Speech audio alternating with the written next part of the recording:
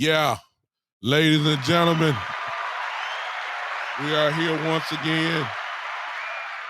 Welcome to the Big Time Show podcast that is being seen and heard everywhere, especially on Podbean and, of course, here on Facebook on the Big Time Show page channel as well as my personal page. It's also being seen on the Spotlight Sports Network page as well, both YouTube and Facebook. What is going on in here tonight? I am on the Twitter homepage, I believe, of the Spotlight Sports Network page, as well as on Twitch and my page at Big Time underscore 73. I'm on my personal Twitter page as well. I'm everywhere. And of course, before this night is over with, this show will be uploaded to all the various platforms that carry podcasts, such as Pandora, iHeartRadio, um, and Spotify, Google Podcasts, LinkedIn, so many others that carry the show. I don't know how y'all feel about it. While y'all popping in here, go ahead and share real quick. Will not be long because I hate to be saying the same old things, but that's really what it's all about, y'all. It's the same old things. I'll get into that in just a second. Uh, hope that you would share this, as I said before. Hope that you would do that. Hang with your boy real quick and help me out in that area. Oh, I forgot my banner. All right. Well, there it is. Okay. These are all the ways you can help me in my podcast that you see on the ticker. What's going on? Let me speak to everybody as we go. Miss Ty's on Podbean. What is going on? Let me speak to everybody that I see so far. Damon, what's up, man? Coach Marv is in the house. Joe, Joe. What's up, Joe? And I got some more folks in here that's just looking at me, but they ain't speaking. So I can't tell you who you are, but hello to you as well. You know what I'm saying? I'm still sharing with some of my pages now. Um, I know y'all happy. You know, you shouldn't be surprised by now. You know, during this time, the identity is set. I mean, we done played 7 ball games. By now, it's set. You are what you are. The identity is set, and because we've looked at our identity over these last 7 weeks, you would realize that we are what we are. And, to me, may not be to all y'all, but to me, because I got a lot of Cowboy fans. What's up, Travis? I see you. To me, we're pretty good. That's all I want to say. I mean, I'm gonna start it off right there. Who in the NFC? And I know I might have some Eagle fans that probably gonna pop in here. But the Eagles don't scare me. The Eagles don't scare me at all. They don't. Nobody else in the NFC scares me. Nobody. Nobody. Nobody. I think the NFC this year is wide open because the usual suspects that are at the top are really struggling. When I say that, that's Tampa and Green Bay, who always, and it's still early. Okay. It's still early. Teams get hot and people can, get to it. But as of right now, nobody scares me. Nobody. However, let me go and say this. They should uh, be scared of the Dallas Cowboys. And no doubt about that, y'all. It's no question. It's no question by now. How much more evidence do we need to see? And then some, I don't have some smart aleck talking about, well, you played the Lions, you know. Well, the part that you're not saying is that the Lions coming into the game were the number one offense in the league. Now all of a sudden, because we beat their brains out, now all of a sudden the Lions weren't all that. It's amazing to me that when the Cowboys beat up on somebody, now previous to kickoff, they're good. And then when kickoff start, they're not good. Or after the game, they weren't good. It's amazing to me. They put 35 points up against Philadelphia. I wish my defense would give up 35 points. You're not scoring. You're not scoring. I mean, I don't know what else you got to see. I don't understand it. I don't understand it. I don't know what else do we have to do. This defense, even though we're not great against the run, and you know something, I want to show y'all something. I totally forgot about this. Y'all give me a moment. I want to show y'all this. Y'all give me a moment. We're not great against the run. Okay. We're not. We're not great against the run. But don't let the narratives fool you. Okay. Y'all let me get this together. I want to show y'all something. Because see, if you keep listening to the narrative that everybody else is saying, you'll really believe that we're not, what we are. Okay. I want to show y'all something. It's not about the narrative. It's about how do you change the narrative. Okay. I want to show y'all something. Let me set it up.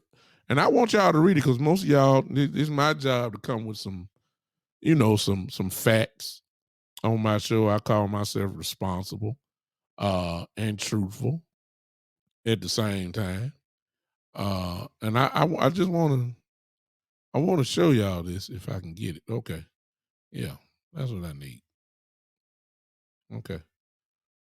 I want to show y'all something here. And this is what's going to kind of shut some of this narrative down, y'all. Because if you keep listening to ESPN, if you keep listening to the haters, if you keep listening to all them, you're gonna get messed up. And I hope I can do this. Yeah. Okay. I want to show y'all this. I want to show y'all this. I want to show y'all this. Can y'all see that? Well, I ain't brought it in yet. I'm about to bring it in. I want to show y'all this. All right, just don't worry about all this stuff. I totally forgot about putting it out in my email. I want to show y'all this. This is the Cowboys 22 run defense. Look at this, y'all. The Outlaw Cowboy wrote this. They have allowed 2 rushing touchdowns in 7 games. That's second best in the NFL. Y'all see that? This is our rushing defense now. This is the 2022 run defense. Look at this, y'all. Has allowed 2 rushing TDs in 7 games, second best in the NFL. Has only allowed 3.7 yards per rush over the last 3 games, which is third best in the NFL. But you keep listening to the narrative, you think that we getting gas for 150 yards every game. Look at this. Tied for 15th in the yards per rush against. And he says it's not nearly the issue many of you making it out to be. That is the truth, y'all. I mean, one thing you can't argue with is the stats. Now we can get into this debate about timely, uh, about how, timely running and all that kind of stuff. But the stats are speaking for itself, y'all. Look at this. I'm gonna read it one more time. They have allowed 2 rushing TDs in the last 7 games. That's second best in the league. They have allowed only 3.7 yards per rush over the last 3 games. That's third best in the NFL. And in the last 3 games, they tied for 15th in yards per rush against. Ladies and gentlemen, I come to tell y'all tonight that the run defense really ain't as bad as everybody's saying it is. Now, I mean, could it be better in timely areas? Could we be better on first down and second down? Of course. But you got to stop listening to these folks talking about what we not and start looking at it how how it is. This defense is smoking right now. I ain't gonna even talk about the obvious stuff. Cause see, once you get down against us, you through. I don't care who the quarterback is. I don't care what team it is. I don't care, I don't care if it's the AFC Pro Bowl team. Do you understand what I'm saying? This pass rush is unstoppable. Why? Because there's too many of them coming. As soon as one sit down, here come another one coming out the cage off the bench. It is loaded. We loaded. I mean, we are loaded. We got killers. They're not even starters who are hungry, and they're showing you that. Need I remind you of Sam Williams yesterday? He ain't had that many snaps. Hello. I mean, good Lord. I mean, and he just coming into his own. He's still learning the game. He's learning the game. He's just not really getting consistent snaps on the field. And obviously, by the way he's playing, he's going to get a whole lot more. I don't have to say nothing about Parsons and DeMarcus Lawrence. I ain't got to talk about that. Y'all already know. I shouldn't have to say anything about Dorrance Armstrong, who shows up every game, every week. I mean, this just the pass rushers. The interior is playing pretty decent. Okay? And I'll say this. The weak link of the defense so far are the linebackers, with the exception of Michael Parsons once he lines up there. Anthony Barr is solid, but he's still trying to figure it out. That's what it kind of looks like to me. But he's making some timely plays. Now, this is the one that what's up, Steve? Let me tell you something. Here's the truth of the matter. And sooner or later, we're gonna have to understand that some of these players are slowly changing the narrative that's put out about them. I'm speaking about LVE. LVE to me is the weak link of the offense. However, if you really tell the truth now, he's making some plays. He is. I want him gone personally. I wanted him gone last year, but he is making plays. He is. He's flying around. Sometimes he fly so fast that he flies way out of the play, but he's making some plays. He is. I got to give him credit. The secondary, big loss, of course, with Jordan Lewis gone, but it's a blessing in disguise. Number one, because Mr. Bland is going to play now. And we all like Bland. I think it makes look, it ain't no drop off. It's not a drop off. I like Bland playing. I was saying all the time, he need more time. I hate it's at the expense of Jordan Lewis being hurt. I hate that. But let's be realistic, y'all. This defense is loaded. I ain't got to say nothing about the secondary. Good God, Curse is playing great. You can tell you can still tell he not all the way there. You can tell that. You know what I'm saying? You can tell he's not all there, but he's still effective. And I'm gonna go and tell y'all now, Hooker is playing well. But let's be honest about this situation. Man, look, if Donovan Wilson is not a Pro Bowler this year, I mean, we got a little ways to go. I get it. But as of right now, if Donovan Wilson is not in the Pro Bowl, something's wrong. Who is playing better safety than him? Please show me. I mean, I know we got our usual suspects, Buda Baker out in Arizona, but what? I mean, I ain't watch Arizona, so I don't know what he's done. I really don't know, so I can't speak to it. I know Buda's a bad boy. Ain't no question about that. But please show me a better, somebody that's playing better than Donovan Wilson. I mean, he is everywhere. Everywhere. In the box, you know, making plays in the secondary. He's physical, and he seemed to be always around the ball as if we didn't know that about Donovan Wilson in the first place. Ever since he's been on the Cowboys, he stays around the football. That's all we're seeing. And I'm trying to figure out, where's the real weakness of this team right now. And the truth of the matter is, it has to be the run. Philly kind of exploited that, but everybody can't be Philly. So you got to have personnel. You got to have personnel to do what Philly does. And Philly, and we just had to figure it out.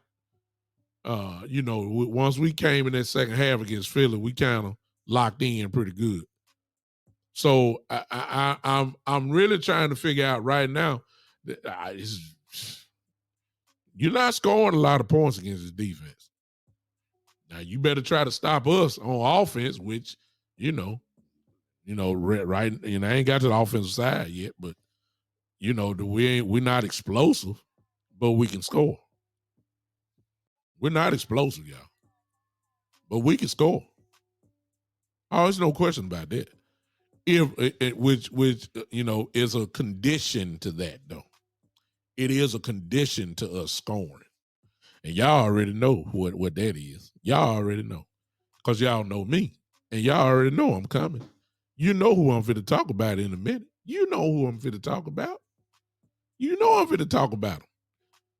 You know I'm about to talk about him. Because once again, Kellen Moore, man, look. Kellen Moore would make you just sit down and just scratch your head. Like, what are you doing, man? Like, and he just can't help himself. I've been telling y'all this for the last 3 years. I've been really saying this for a long period of time because he's doing the same things that Scott Linehan did. That's his mentor. That was his coach. He's doing the same. We used to wonder this about Scott Linehan. We were shocked when he gave the ball to DeMarco Murray all them time that year. That was the only time where he went against his nature. Kellen Moore is Scott Linehan 2.0. That's what he is. And some things that he does, it really irritates you. First of all, what have I always said about about Kellen Moore? From the 20-yard line to the opposing 20, he's one of the best in the league. He is. He can move the football. He can. But I've also told y'all that he is the worst red zone play caller in the league. For some of y'all been with me. Y'all already know I've been preaching this for years. He is the worst red zone play caller in the league. We saw it last night. We saw it yesterday. Why you run these dang reverses? Huh? Why you just not figuring out? He finally did something that I believe. Let me see. Coach Marv is somewhere. He's on here or he on Podbean. Let me make sure. Yep, Coach Marv on Podbean. I see him. He finally figured out to throw the ball at the backfield to the running backs. Finally.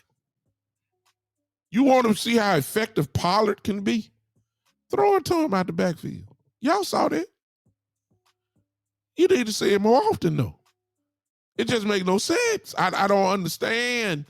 Why does he get to the 20-yard line and then want to be the perfect experimentation of going into his bag? When you got something rolling, you just don't need to cute it up. You don't need to go finesse. Why are you in an empty set shotgun? Why? When you're running the ball so well. Why are you doing that? You don't have to get cute. Run the ball, man. I will give him credit, though, because he did something twice that I'm definitely not used to seeing. We're on the 1 yard line or the 2 yard line. He lines up in a heavy set and he gives the ball to Ezekiel Elliott.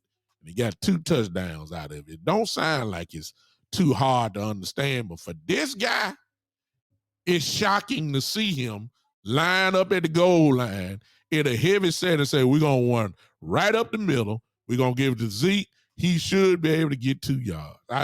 I don't know why it's so hard. I don't understand it. But I give him credit because he did it twice yesterday. Some of these play calls that he does, and he has them every game. He still try to turn finesse because that's what he is. He is not a physical offensive coordinator. I've been trying to tell y'all for a long time. He is a finesse offensive play caller. That's what he is. He's finesse. He does not allow guys to impose their will on people. Now, let me say this. In fairness to Kellen Moore, in fairness, y'all, it's hard to go against him on a day like today, other than those timely calls that make you scratch your head and be like, dude, what in God's name are you doing here? Everybody could see that. Okay. But the reason why it's kind of hard to argue Kellen Moore completely is because of this. I don't count Dak Prescott's rushes. So he had 3 rushes for no yards. I think he had 1 2-yard gain. I don't even count those were scrambles. CD, that reverse he ran, we got knocked back for 4 yards. That was totally unnecessary. Turpin did the same play and got 3 yards out of it. I believe that was the first play. But, brother, I've told y'all that when Dak Prescott comes back, let's look at the total amount of carries for Tony Pollard and Ezekiel Elliott. Ezekiel Elliott had 15 carries yesterday. Tony Pollard had 12. Now, Tony Pollard is a little different because out of those 12 carries, he's going to bust at least 2 of them. And he's going to gain chunk yardage. And before you know it, he'll have 12 carries like he had for 83 yards. Zeke Elliott is a grinder. They always just run him up the middle. Saw a couple plays where he finally got outside. They finally called a few plays outside, but other than that, they just run him up the middle. 15 carries for 57 yards for Zeke Elliott. So between Pollard, Zeke Elliott, Turpin, and Lamb, that equals 29 carries. Not bad. That's about what he's doing. Okay, let's be fair. Everybody, most people thought that Dak Prescott was going to come, including myself. I including myself. I thought that Dak Prescott was going to come and throw it at least 30 times. He was 19 for 25. He threw it only 25 times. Which means, ladies and gentlemen, Kellen Moore was faithful to these last, 5 weeks or so? He was. I can't take it from him. He was faithful to the concept and the game plan of running. He didn't abandon the run like I thought he would. Because I just thought he couldn't help himself. He actually did what he was supposed to do. Dak only threw the ball 25 times. That's it. I was shocked. I at least thought he was going to get 30 out of it. I was shocked. Ezekiel Elliott, 15 carries. That's just about what I said on the game, on the pregame show I did. I said he's going to get about 15 carries. I said Pollard's going to get about 8. I'm glad to see that I was wrong. I'll admit to you, I was wrong. I was wrong. He kept the same game plan. Kellen Moore does deserve some credit. I don't give him credit for these crazy play calls trying to be cute. He just can't help himself. But I will give him credit because he did do what most of us pretty much had begged him to do for years, but particularly when Dak Prescott came back. Now, let me throw this in real quick. Joe says West Coast said we should trade Armstrong for a better linebacker. Do you agree? No, I do not agree. Why am I going to trade killers off this team? Armstrong is a legitimate killer. I'm not trading good bullets away. That Armstrong is a reason why this defense is what it is. I don't want to take nothing away from our defense. Nothing.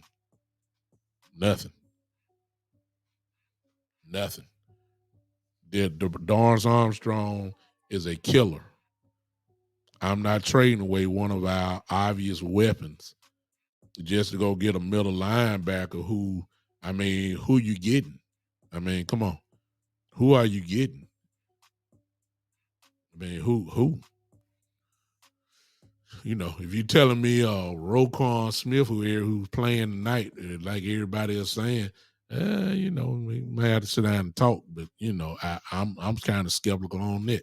I don't want to trade this defense. I'm ready to ride it out with them the whole way because I already see what's getting ready to go down. I think Steven put it in there. Clark is on his way back. Probably will be activated, but even on that, they're going to be using him kind of on a pitch count, even if he does come back.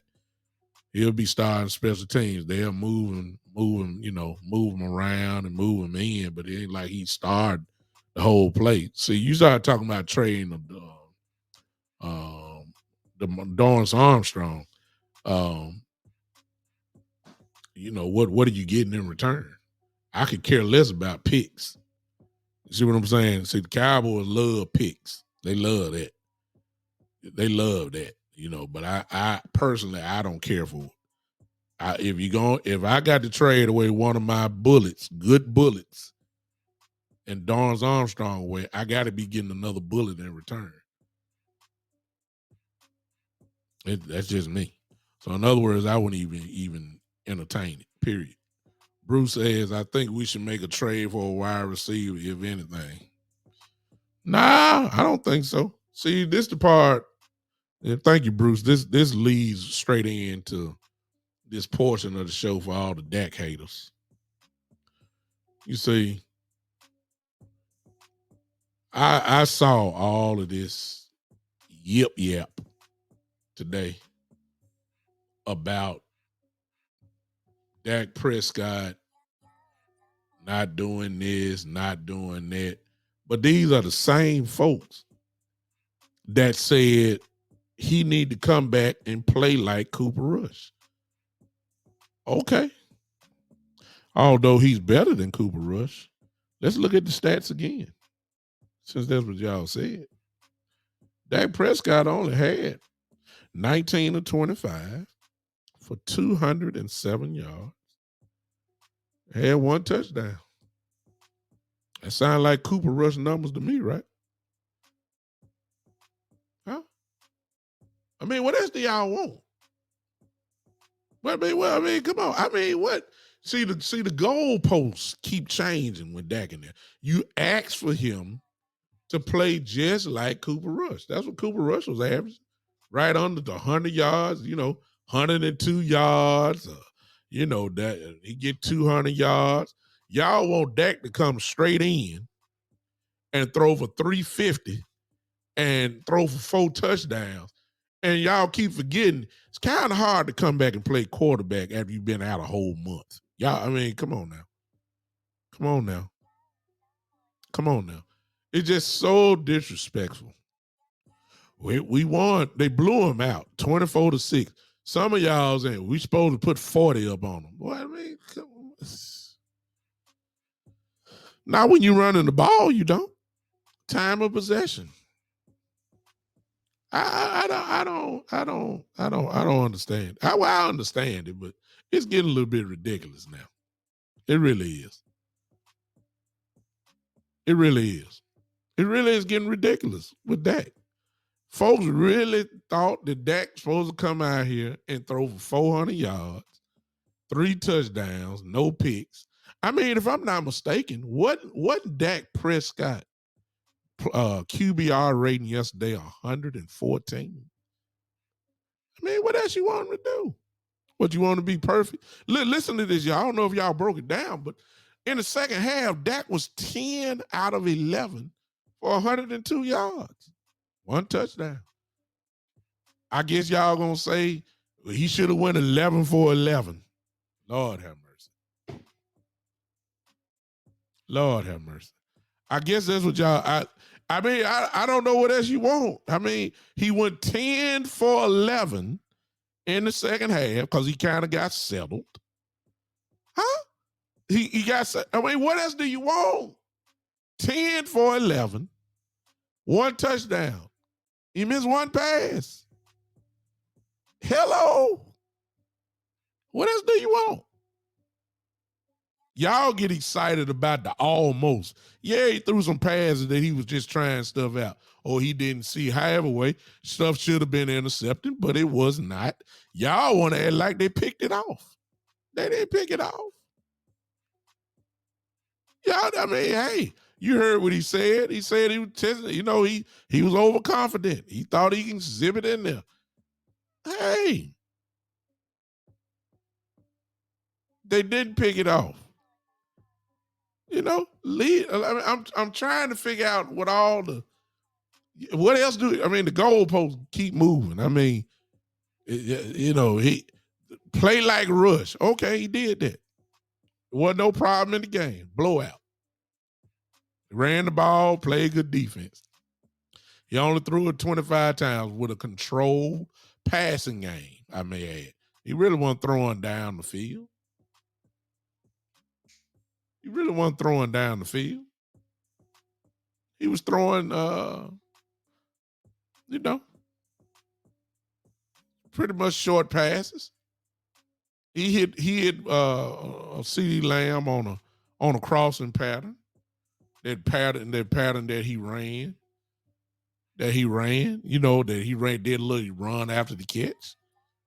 I don't understand it. I mean, I don't understand it. They just told you he didn't really practice. He only had one practice trying to get his timing back. I mean, it's hard for a quarterback in this league to get back to the game speed of the game.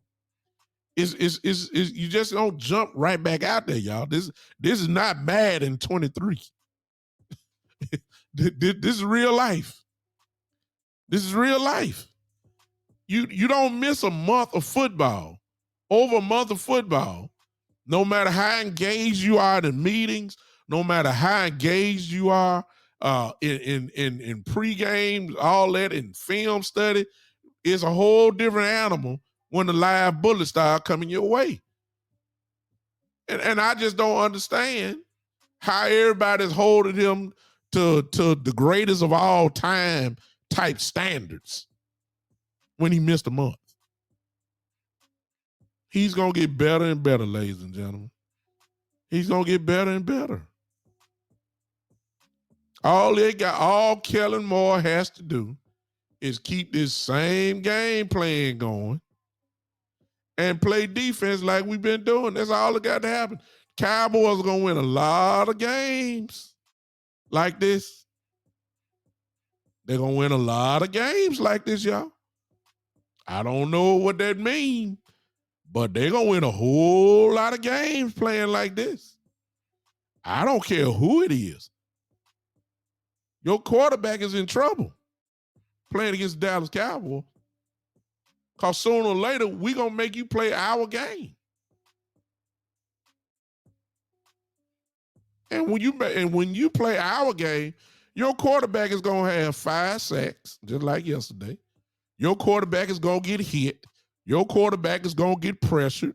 Your quarterback is going to get rid of the ball more quicker than what he really wanted to.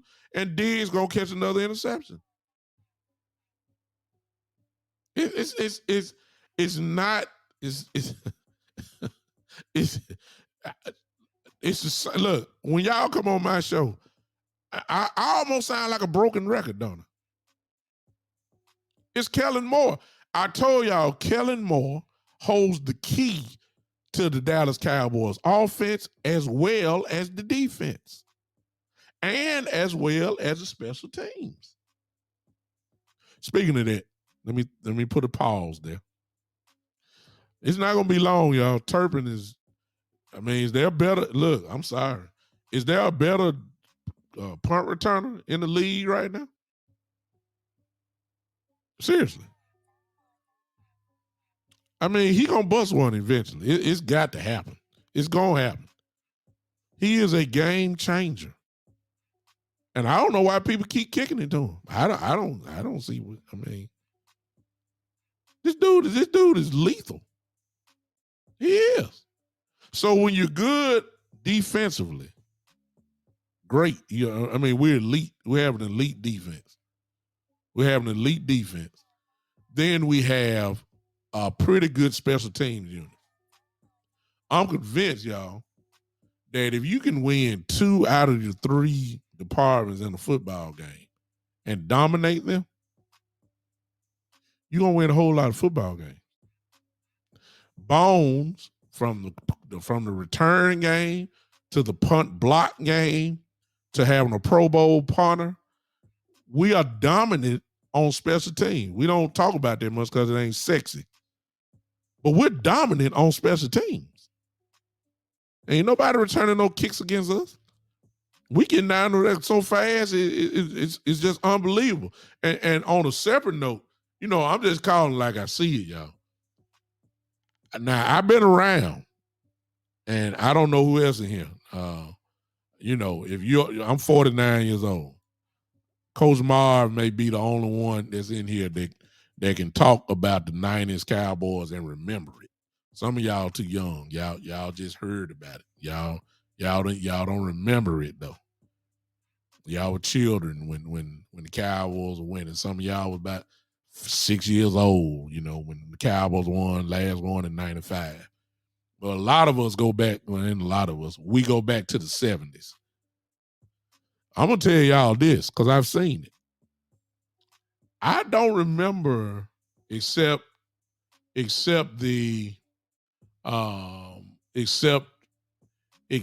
maybe the 92 Cowboys. Now, I don't remember a team that is so fast like this. The speed on this defense, man, is just it's different. And I ain't just talking about Michael Parsons. I'm talking about, have we seen D Law this healthy? Have we seen D Law this healthy? How long has this been? And make no mistake about it, when he's healthy, he's lightning. Dorrance Armstrong, lightning. Fowler, lightning. Sam Williams, lightning. Parsons, lightning.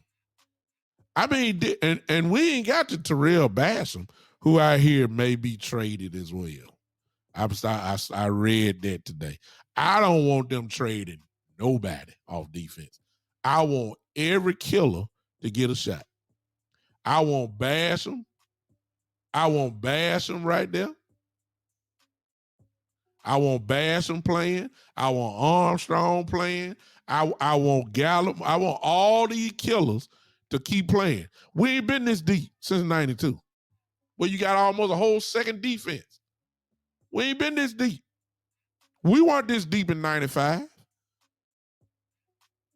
We were this deep in 92 and 93. That's what Jimmy Johnson built. Jimmy Johnson built that thing.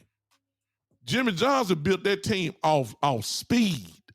And speed kills. It always has. It always will. Now, when you mix that in with some guys who got some attitude with their speed, you're going to win a lot of ball games.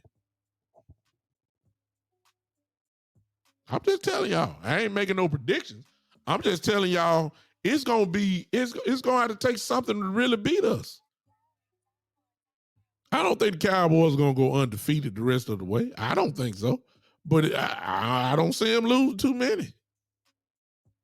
I'm just telling y'all the truth, man. These guys are locked in. Now, with Dak back, the offense is going to pick up. There's no question about that.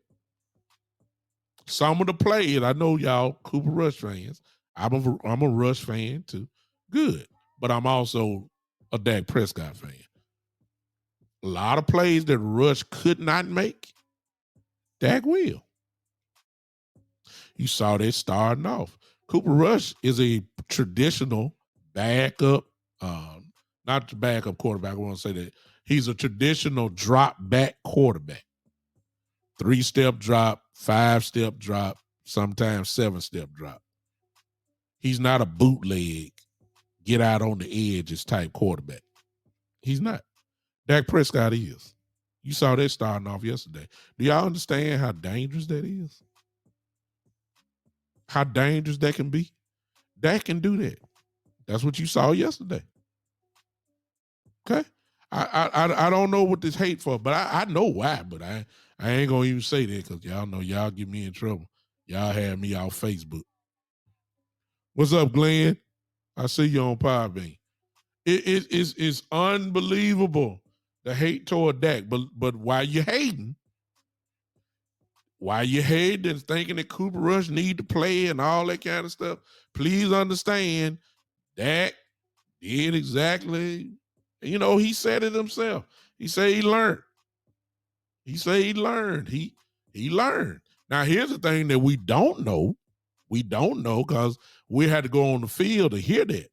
But I'd be very interested to hear what Dak did while he was changing plays. Here's my only question. Did he change a passing play into a running play? See, that's the only thing I got left. That's the only thing I got left. Dak has the power, and usually Dak would change plays from a running play to a passing play. I'm interested to know how many plays did he change and turned it back into a running play. That'll tell me all I need to know, to be honest with you. Because, see, like I told y'all before, see, Dak would see 8-man boxes last year, and he'll have Cooper, he'll have Lamb and Gallup, and he'll have a one-on-one. And I'm not going to knock that because, I would take a chance with Amari Cooper one-on-one. I would take a chance with CD one-on-one. But it's about imposing your will, a style of offense that you're trying to implement. And Dak would change the play, and before you know it, he done changed 5 or 6 other plays. He's done throw for 35 times in a game. Yesterday, he saw the 8-man box, something that Ezekiel Elliott has seen all his life, especially since high school. Ezekiel Elliott has never had a light box to run through. So Ezekiel Elliott knows how to run behind an 8-man box. You see what I'm saying? He kept it simple. Run the ball. I believe he changed some plays yesterday. I wish I had some stats on it. I wish I could find out about that because that would tell me how much he learned. That no matter what the box look like, we're going to run it anyway. What's up, JD? I see you popping in here. I don't like Brandon Cooks. Brandon Cooks can't stay on the field, JD. Only thing that he can do is stretch the field. I give him that, which may be something that we need, but you could do that with Turpin. I mean, if you just want somebody to take the top off of defense, put Turpin in it. Just let him run. He may never get the ball, but he gonna take the top off the defense. See, it's still some things Kellen Moore ain't done yet. I don't know. just be grateful for what he's doing. It's climbing steps.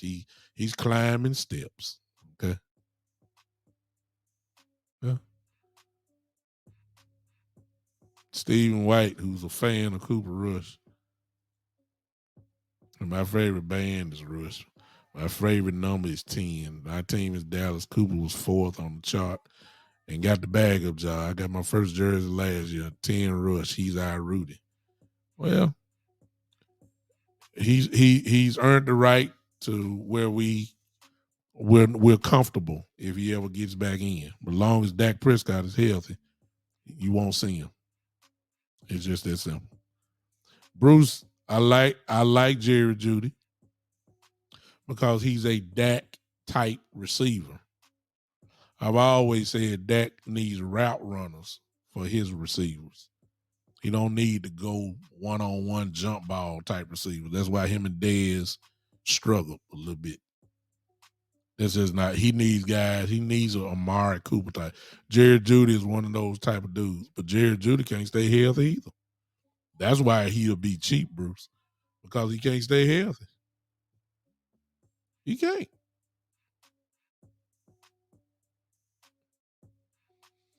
JD says he's been very underrated over the years. Look at his production. He's been very consistent over the years. Get past the times he got concussed. You will see what I mean. Well, that's the problem. He just can't stay on the field. When he get concussed, he stays out 4-5 weeks. We can't afford to be signing guys that stay hurt. I mean, and if we get them, what are you giving up for them? See what I'm saying? I can't do that. Vincent Coleman, you're absolutely right. That's what I said earlier. He said we got to tighten up the middle of the field. LV and Barr are too slow. LVE now, Vince. I ain't a gigantic fan of him, but he has been better. Let me just say that. He has been better. He has been. LVE has made some plays now. We gotta call it like it is. He has made some plays. He's not getting destroyed. He's getting caught up in a lot of trash now. I will say that.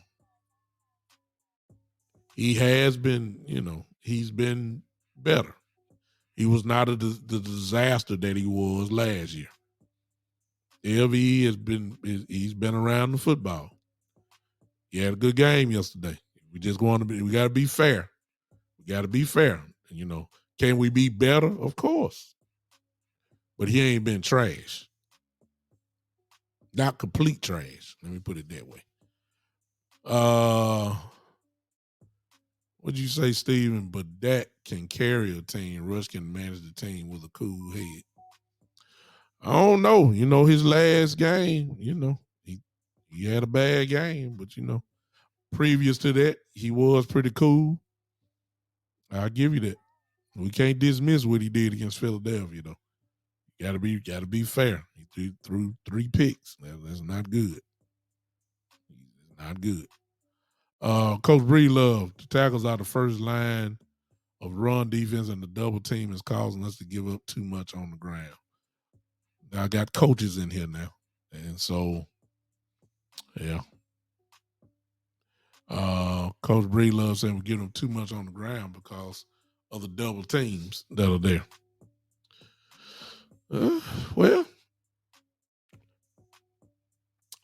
what do y'all categorize Dallas as a defense? I mean, we're not Ray Lewis, Ed Reed, Nada and Terrell Suggs type defense. I mean, just smothering type defense. We're not that, but we're incredibly. I'm not even say opportunistic. I don't know how to really. I just know we're dangerous. We're not smoldering type deep. Well, I guess that's wrong too. Let me stop myself. We are smoldering. We are. I'm gonna take that back. We are. We're smoldering type defense. Because when we get you where we want you, you're gonna pay the price. It's just that we're not as dominant against the run. That's the last hurdle for this defense. They're dominant against the pass. They're dominant against um, as far as getting sacks. They're dominant as far as getting pressures. They're dominant in hitting the quarterback. I mean, they're dominant. I mean, we just hadn't we're just not the Baltimore Raven type defense where you ain't even getting nothing for the run. You know, those type defense. JD is really JD is really campaigning for, I believe he's for Mr. Cooks. He said, "You telling me we couldn't use this production on our offense? He's so underrated that people don't even know." Reception yards, 22, 28. There's so many numbers up here, JD. I can't really get it. I see the 90, 1,037. I think there's 11 touchdowns. It's so many numbers, it's kind of confusing. So he's productive. I never said he wasn't. I just said that he stayed hurt. That's the only thing I said about him. But he's dangerous. He can blow the top off a defense, no question about that. Incredible lightning type speed, and he's a route runner. So yeah, he could fit. But I don't know what we trading, what we getting for him. What you giving up? Coach Breedlove says base 3-4 with walk down backers. Our speed, our backers can get to the hook curl and flats, so we can play multiple coverages. We need a naughty lot of whole old nose for Green Bay. Yeah. Cause let's throw this in. Bohanna, Bohanna is not. He started off on fire. I don't know if it's because of injury or whatever, but he's not doing what he was at the beginning. And I don't know if that's because of double teams. I ain't looked at all 22 yet for this week. I don't know if Gallimore is getting doubled like that. I just don't know. Yeah, I don't know. I just don't know. But the defense is doing well. All right, now Coach McCarthy. The truth be told about Coach McCarthy is this, y'all. See, when you're in Dallas, everything is magnified. But the man did win 12 games last year. I don't even count the year Dak was hurt the whole year. I don't even count that. He's winning a lot of football games, y'all. And at some point, and I understand we got to win, quote unquote, the game. And I get that. I get that. I get it. I'm in agreement with you. But see, we need to be looking at this. Can I get, I've been saying this for years. Can I get 2 consecutive years that the Cowboys make the playoffs? You see what I'm saying? That's how crazy. Can we get at least 2 years in a row where we become regulars in the playoffs? Give me the chances, and sooner or later we're gonna push through. But if I'm going 1 year and then I skip a year and then I miss a year and then I get it back in, that's the cow. When the last time we made the playoff 2 years in a row? When the last time? That's what I'm trying to tell y'all. Coach McCarthy is I don't, and see, that's the other part. We don't know what he done told Kellen Moore. Because this play calling is not Kellen Moore. It's not his style. It's not. It's not. Kellen Moore want to throw the ball so bad, you just see it. He want to do it so bad. Something has happened. I don't know if that means Coach McCarthy have got in his ear. I don't know if somebody. I don't know. We ain't in the building. We don't know if there's been a heavily emphasis on it. I will say, it's obvious that Coach McCarthy has realized what his most strongest unit is, and because his strongest unit is the defense, you have to adjust the way you call offense. So it may be Los McCarthy. Regardless, we 5-2, y'all. We're 5-2. We weren't supposed to be 5-2 when Dak went down. We weren't supposed to be. Coach McCarthy deserves some credit. Coach McCarthy, yes. If you're gonna fire him for all that kind of stuff, then you have to give him credit for this start that we've had. He rallied the troops. He did. He rallied the troops with Cooper Rush playing. He rallied the troops. Everybody played well. We're 5-2. We got to give Coach McCarthy some credit tonight. We got to. Now I know what most of y'all gonna say. He got to do it in January. We got to do it in January. Well, when we get to January, we're worried about January.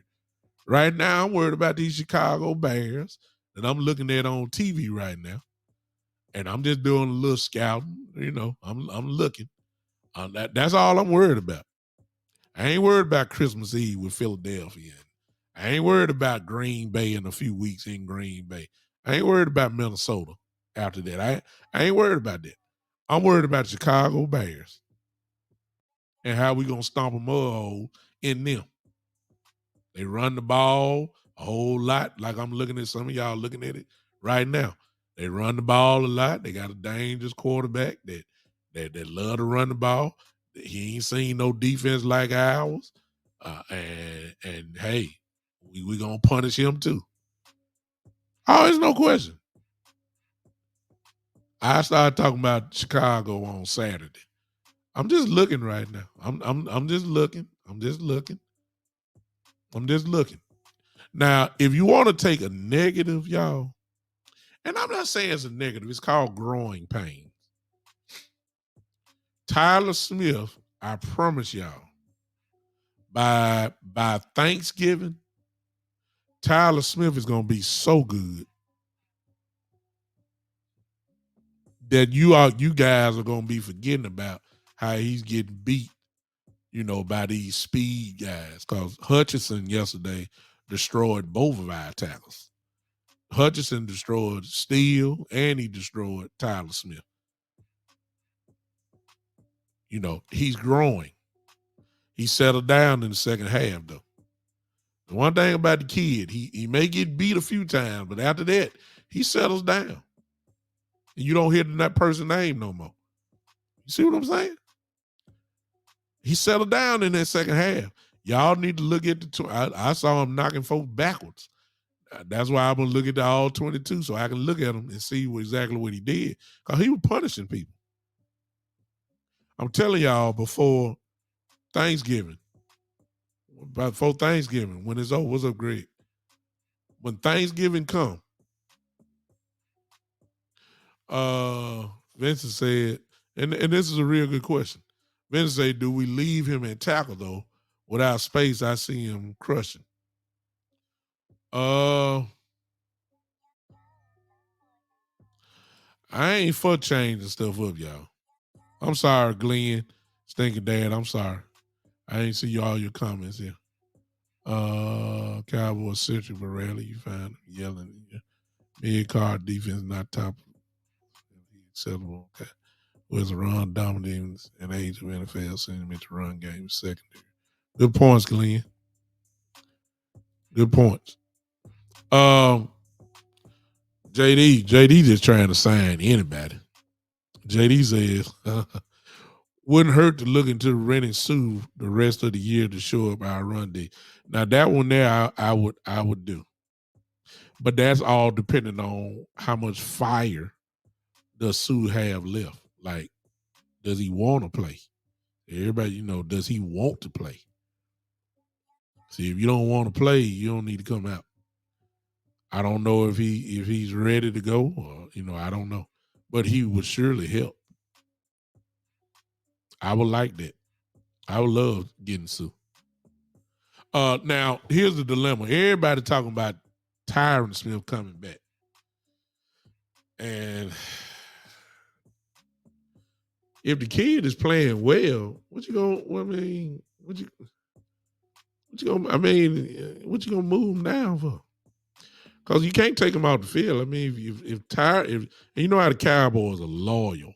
You know they loyal to their guys, which is one of the Achilles heel of the Cowboys. They're loyal to guys like Tyron Smith, and Jason Witten, and Sean Lee. These guys, they can be gone for 10 weeks and come back and immediately take their spot back. But what if the kid is playing lights out football? I'm not touching that. I'm not touching it. If the kid is playing well, let him stay right where he is. Cowboys should be trying to get, I ain't saying get rid of him, because you can't get rid of him, but you should get this speech ready to say, hey, we moved on. If it's all about him playing left tackle, move his tail to guard. That's what y'all doing to Jason Peters. Move him to guard. Let Smith get out there. Tyron Smith can't even get out on screens no more, man. I mean, come on now. Tyler Smith is pulling. Tyler Smith is getting out on screens, running like a running back, looking to destroy somebody. I mean, he just at this point can do things that Tyler Smith hadn't been able to do in the last 5-6 years. Listen, I'm not changing it with it. See, that's one of the things that Cowboys done. I'm going to open up the lines in just a second. Listen, I still got a problem with the way the Cowboys are shifting linemen in the game. My coaching, my thought process and my playing days was that you're supposed to get your best 5 and roll with them. You ain't got time to be experimenting like you switching out running backs and wide receivers. You run this play, you come in running. It messes with the whole continuity of the team. That's what we've been getting away with. I mean, we've been getting away, but I ain't for all that. Get your best 5 and let them roll, dog. They need to play together. You ain't got time for breaks. Let's see what Farrakhan can do. Let's see what Connor McGovern can do. Let's see what Jason Peters can do. It's too much switching, and that ain't the way I would talk. I got some coaches in. Coach Breedlove, Coach Marv in here. I mean, that's not the way we doing. You don't switch out. You let your offensive line get the continuity. I mean, like that. You don't do all that. You can put it like I see you, Steven. You putting the 3 tight ends down and 2 tight ends. That's tight ends. I'm talking about offensive line. Huh? Dak Prescott would be so much better. JD is absolutely right. Dak Prescott will be better against Chicago Bears than he was this week. He just getting back, y'all. I wish y'all would stop it. He just getting back. He's gonna play. All right. I've done all my diatribe. Y'all come on. Phone lines are open. Y'all see it on the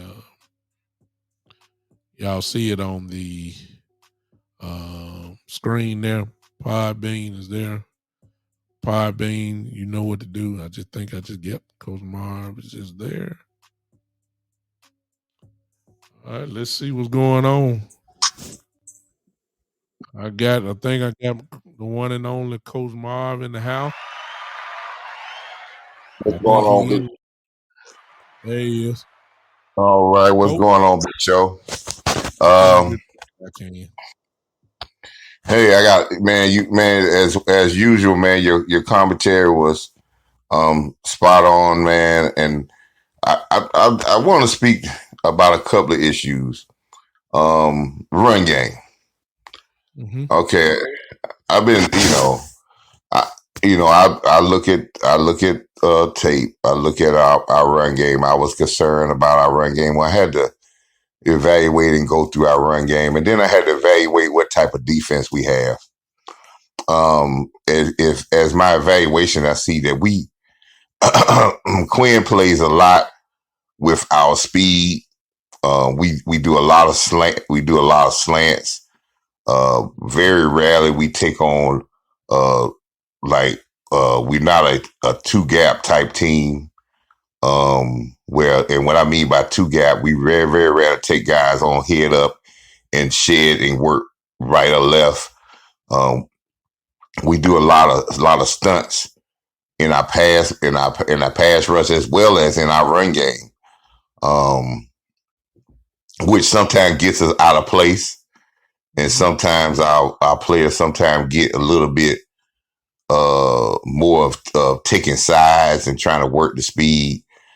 We had a lot of that this week with Carlos Watson because Carlos Watson is that he played a lot in there, and he definitely doesn't take on blocks real well. He's definitely a guy to try to work with his speed and try to take sides and try to get by guys, and sometimes that gets him in a lot of trouble. He's not a real physical guy. You know, he could make a play here and there, but for like an every down player, he gets in trouble with that. Trying to take sides. Yeah. Same thing with Osa with our middle people. But that type of of defensive lineman can work. But what it runs into a problem is if you don't have solid linebackers who are aggressive type linebackers that read well and attack the line of scrimmage. Mm-hmm. Um, I heard you say about LVE. Mm-hmm. He has made some plays. Yeah. Some of the plays he made is anybody could have made those. Those plays were just there for him to fall into. But Yeah. as when you look at him totality, he stands in one spot. He Yeah. lies 5 yards off the ball, He and get he caught up doesn't in a lot move of trash too, coach. because he doesn't move. Yeah, he get caught up in a lot of The trash. way you There's two ways you get out of trash. You see it and attack it and get up underneath it. You see it and attack it and you go through it. But if you stand there, you end up making tackles 5, 6, 7 yards down the field. Mm-hmm. And majority of his tackles are 5, 6, 7 yards down the field because he doesn't play forward. He plays from side to side, and he's not fast to get from sideline to sideline because he's not aggressive to the attack. I tell anybody who watch all 22, if you watch all 22, you will always see that he always lines up farther back than any other linebacker. When Parsons back there with him, or even Anthony Barr. Anthony Barr is a guy that likes to try to line up inside the within 3.5 yards because he's an attack guy. But Anthony Barr is all his career has been a part-time middle linebacker, but more of a edge guy, setting the edge type of outside linebacker. Will that can force things in. He plays middle linebacker here and there, but not did it on a full-time basis. Yeah. And his wheels are gone a little bit. You know, he can see things sometimes, but I don't think his speed level with his years and probably some leg injuries. His speed thing of attacking things that he sees. You know, Father Time has gotten him a little bit. When he sees things, he cannot attack him as well. And that's why I think a young, aggressive linebacker, and I've said this about our linebackers, with the multitude of talent that we have on our team defense, Mm-hmm. you don't want the middle linebacker to be, he don't have to be cerebral. He just have to see it and Respond. regardless and go.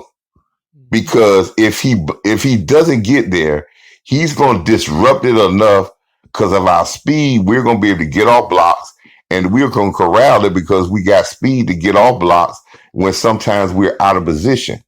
But if we have a linebacker that doesn't go and get it, Yeah. it makes us look a little bit vulnerable and it makes us look bad. And so that's why I'm saying if we see some of the plays that if we had a monster hitter, and that's the other thing with LVE is which is horrible. He's making plays, but he's not hitting anybody. We ain't Philly ever been Everything. like that.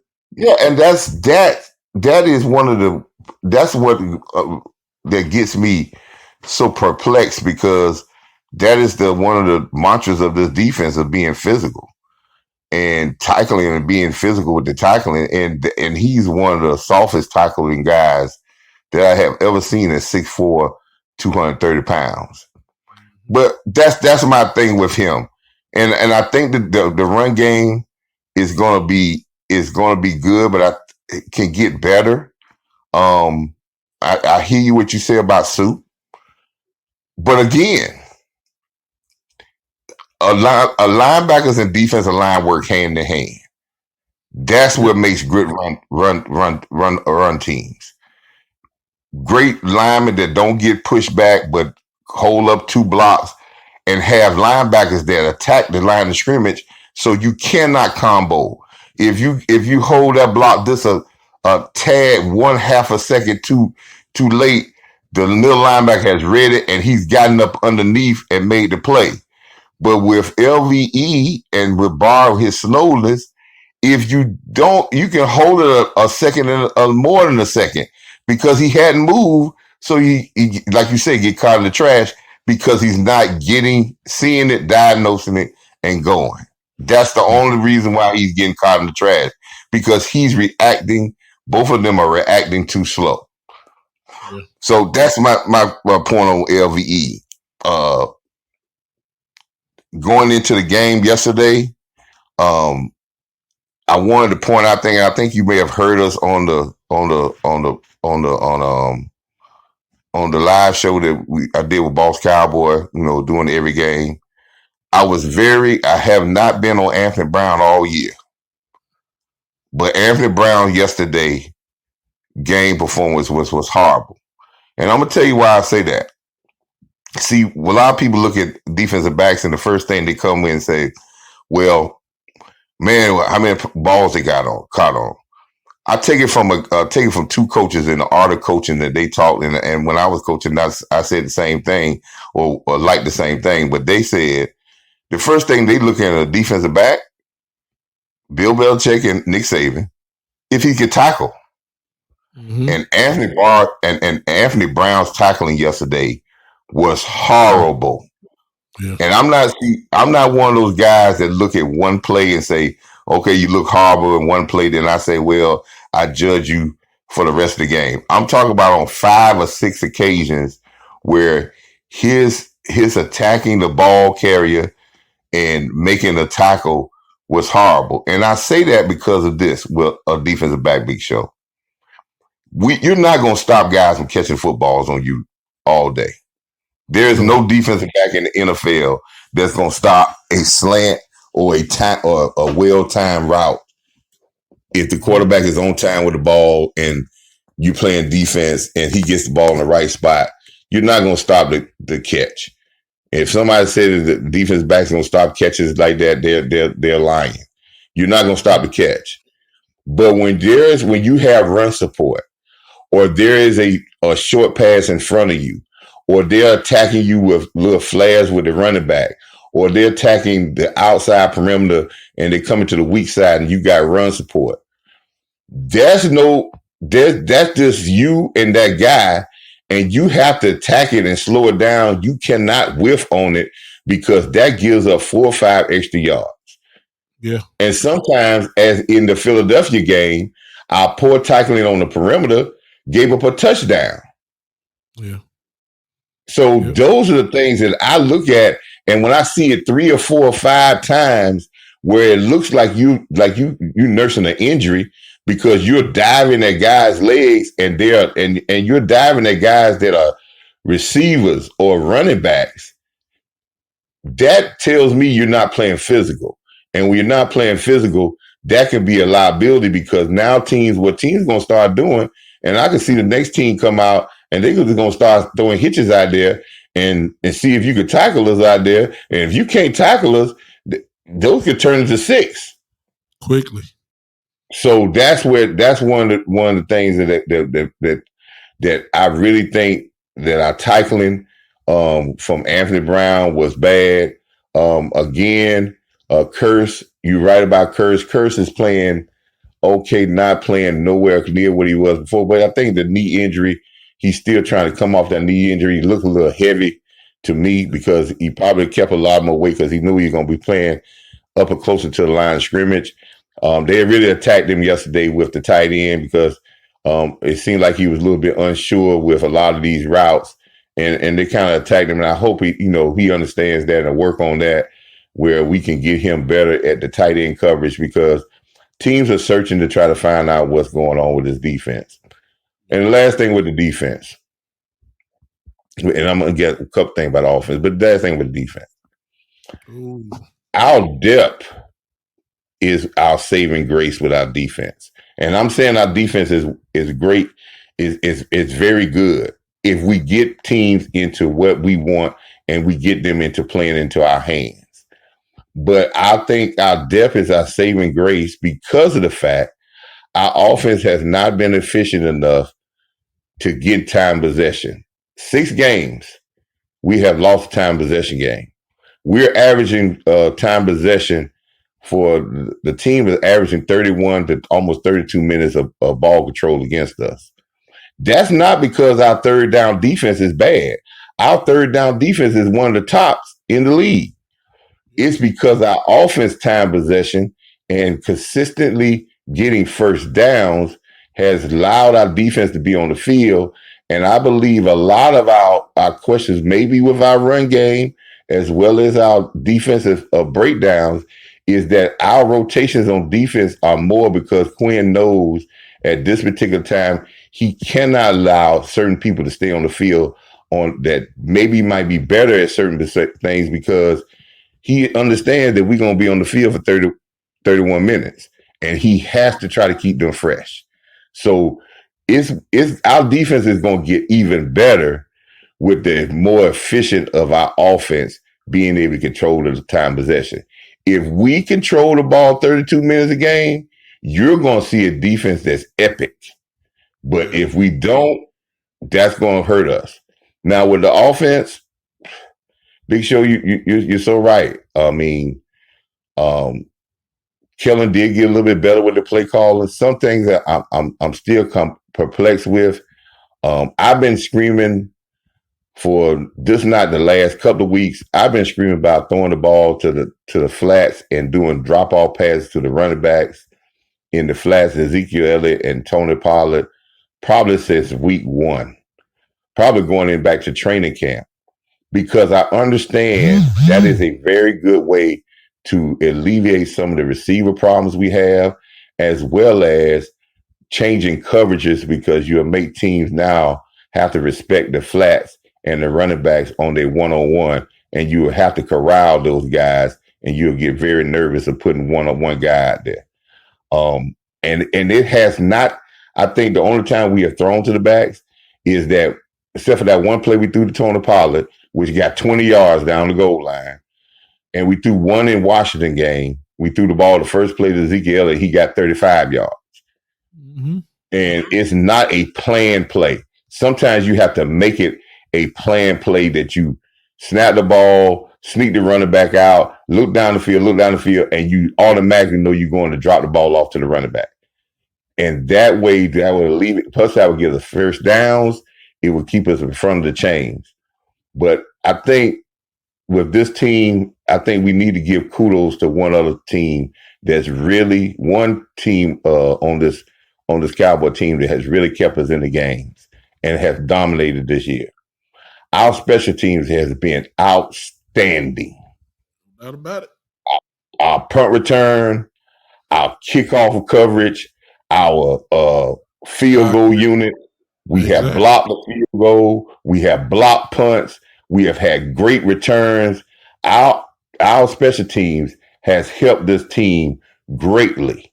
And if we can get our offense to be a little bit more, to think more first downs, that's what I want to tell this offense. Let's start thinking more first downs and big plays to come.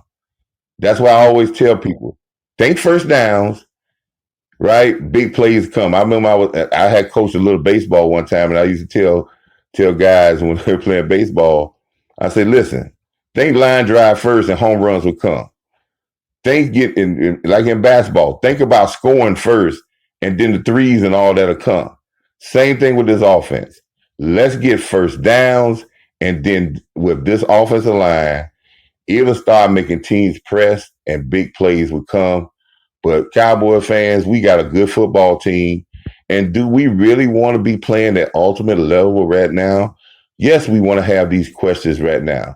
But while we having questions, while we got people out, while we had our quarterback out, we are in a good spot. Only thing we want to do is get to 6-2, get to the bye week, get even a little bit more healthier, and get more focused. And we want to be playing our best ball coming November, December, January, and especially February. No doubt about it. I appreciate you, Coach, as always. As I appreciate you, Big Show. Keep pushing, brother. All right. That was the one and only Coach Mar. Always comes in with plenty of knowledge. Shouldn't be no surprise about that. Coach Mar has been doing an outstanding job with my brother, Boss Cowboy, and his crew. Watch Party game. You can find him with him as well. Coach Mar coach the game. Knows what he's talking about if you can hear. And a lot of things that he's been asking for, and slowly but surely I come around and do it. He said that on multiple times. You said it in Boston. You said there. There's just certain simple things that have not been implemented on the offense at all. That is so simple that everybody else does. I mean, I've always said since I live here in Memphis, I was here when Tony Pollard went to the University of Memphis. So I got to see firsthand how the Memphis use him. They use him like he was Debo Samuel before Debo Samuel. Tony Pollard lined up as a wide receiver. He was lined up as a slot receiver. He was lined up as a running back. He was lined up as he was motion out of the backfield to go line up as a slot. I think he was everywhere. He was over screen, regular screen.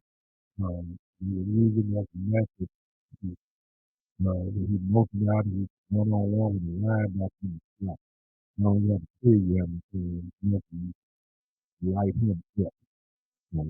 So this is if you hadn't figured that out, you ready to see him if you believe in this. I think it's the possibility. Uh, phone line is open real quick. Let's take one more call and then we'll get out of here. Y'all don't call in, man. It's really the same thing, man.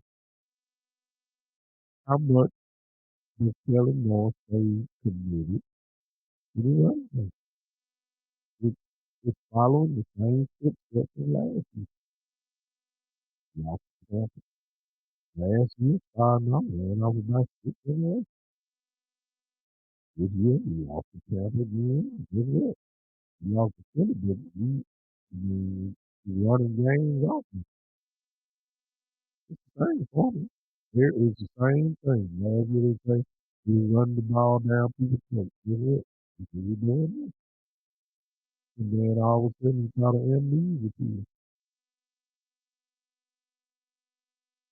You got about the amnesia. I'm struggling. I that's why I ain't, I be on pins and needles over here. Cause I just believe that if sooner or later, I hope I'm wrong. I do. But I just believe Kellen Moore's gonna turn back into Kellen Moore. He just can't help himself. You're gonna have Dak Prescott back there, and we're gonna get very irritated by seeing Dak Prescott throwing between 35 and 40 times a game. You're gonna look down and see Ezekiel Elliott only carried the ball 10 to 11, and Pollard only got it 5. That's the Kellen Moore that I'm used to. I hope he's changed. I really, really do. I'm not gonna say, oh, he's complete. I'm not doing it. I'm not falling for the Kool-Aid here. I'm not. I'm gonna take it game by game. I hope that he does the same thing in Chicago. I really do. Chicago have a little bit more of a style of a defense, but they can be ran on as well. New England is doing that tonight. They're running well on them. I've been peeping up here looking at the game. I'm seeing Stevenson gash Chicago. I'm seeing it. I'm watching it. So I don't see why we can't do the same either. So it's really the same broken record with me. Can Kellen Moore stay consistent?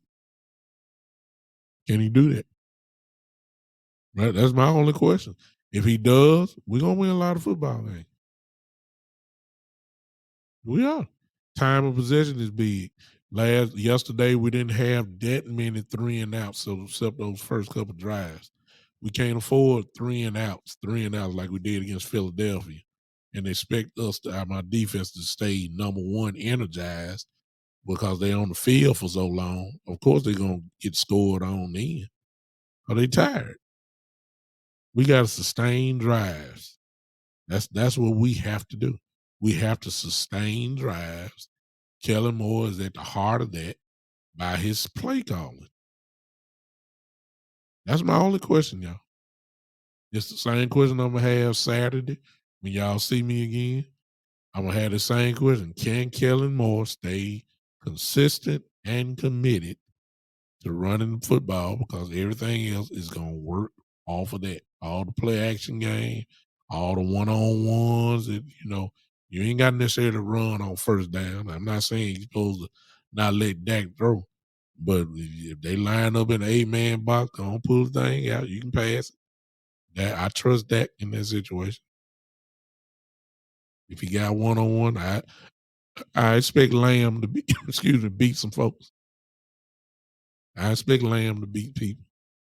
I do. I expect Gallup to win some one-on-ones.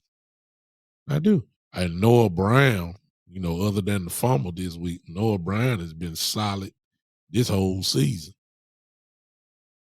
I mean, Noah Brown is also one of them names that deserves a lot of credit as well. He's been incredibly solid. So it's the same thing with me. I ain't worried about Dan Quinn. We know what Dan Quinn gonna do. This defense, you ain't got to worry about that. We ready. All this running around, and I'm looking at Justin Fields doing right now. Please, he look okay.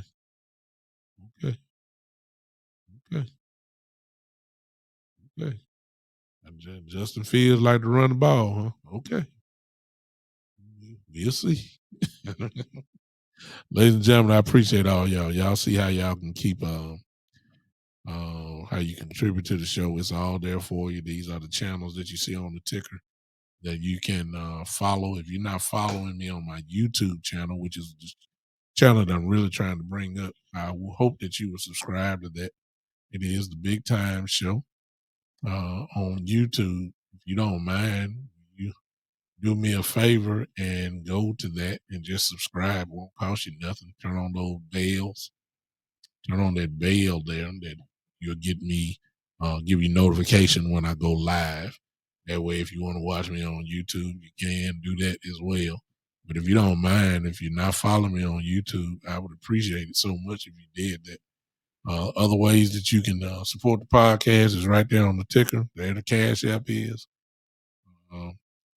If you want to do a subscription where you get it taken out monthly out of your bank account, you set the price. The Big Time Show 3.supercast.com. The Big Time Show 3.supercast.com. That is the way that you can contribute monthly. If you trust your boy like this, I would appreciate it. Thank you so much. Listen, we're about to get out of here. Y'all have a good evening. Thank y'all for hanging with me. I'm tired for some reason. I'm tired now. I've had a very rough day. My leg is incredibly swollen. I had to get a shot today in my knee, and so I'm battling it right now, y'all. I'll be fine. It ain't hard to sit in front of a microphone and do all that. Now, however, when I get up here, I may need some help walking. You understand? But until then, listen, I'll see you guys Saturday My son may have a football game. I don't know exactly what time that is, but I will be with you Saturday. As for now, I will see you Saturday at 3 p.m. Central Time. 3 p.m. Central Time. I will see you guys Saturday. We're getting out of here. I need some of y'all to clap your hands. Y'all know how do we leave out of here. Come on, clap your hands. Give me the clap emojis because you know what's getting ready to come. You know we groove our way out of here. I need to see it. Somebody. I don't have many people on. My crowd done left me. I guess I was too long right now. I get it. I think I got about 3 people on. Somebody needs to let me see a clap emoji real quick. I don't know who it's gonna be, but somebody need to do it. Go. Come on, come on, come on, come on, come on. That's how we leave here. That's how we leave here. I got one on the Big Time Show page. Whoever you are, I got somebody on Twitch, and I got somebody on the YouTube channel. Give me those clap emojis real quick. Come on now. Come on. I can't do a leave until y'all show me at least one time now. Come on. Come on now. If you're on Podbean, let me see the clap emojis. If you're on Podbean, if you're listening to this on Pandora or whatever, even though I'm not live with you right now, go ahead and clap anyway. All right, y'all gonna make me work by myself. Okay, that's fine. All right, I'll clap. I'll clap. All right, I appreciate y'all. Thanks for hanging with me. Thanks for hanging with me, y'all. Thanks for hanging with me. I'm out of here. We'll see you Saturday at 3 p.m. Ladies and gentlemen, this is the Big Time Show.